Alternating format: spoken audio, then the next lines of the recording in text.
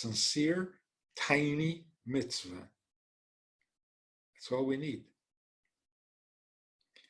So I got to tell you this amazing.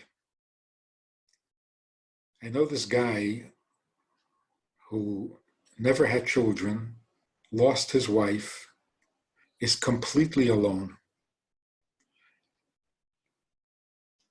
And now he's locked in his apartment by himself. Came Pesach time, he had no idea how to prepare, what to do. In fact, he forgot to buy matzah. The night of Pesach, he realizes, I don't have any matzah.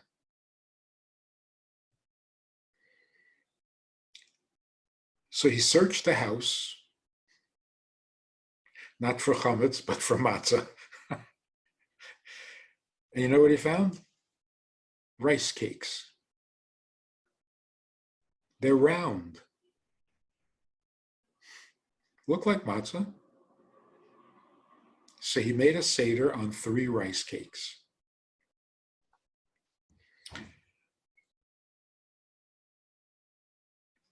Religious thinking, religious people would say, why do you even bother? Don't do that. You don't make a seder with rice cakes, okay? You didn't even think to buy matzah. What are you making a seder for? You're not going to get away with this. This is wrong. So for you to make a seder, you shouldn't have bothered. It's so meaningless. The secular person will say, what are you doing? You're not that religious. I mean, you forgot to buy matzah. And besides, what do you know about making a seder? You're no rabbi. So you're going to sit there and make a seder on rice cakes? It's not necessary, really. So don't bother.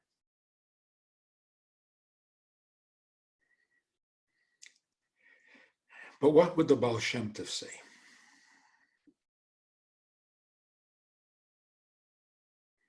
There's no doubt. The Baal Shem Tov would say, this is what God lives for. To see a Jew in his simple, sincere, artless desire to do what God wants. Nobody's watching. Nobody's going to applaud him. Nobody's going to criticize him if he doesn't make a seder. No one is going to know.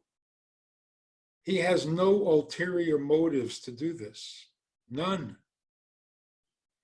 And yet it is so important to him to at least try, at least something, make a seder. So what would the Baal Shem Tov say?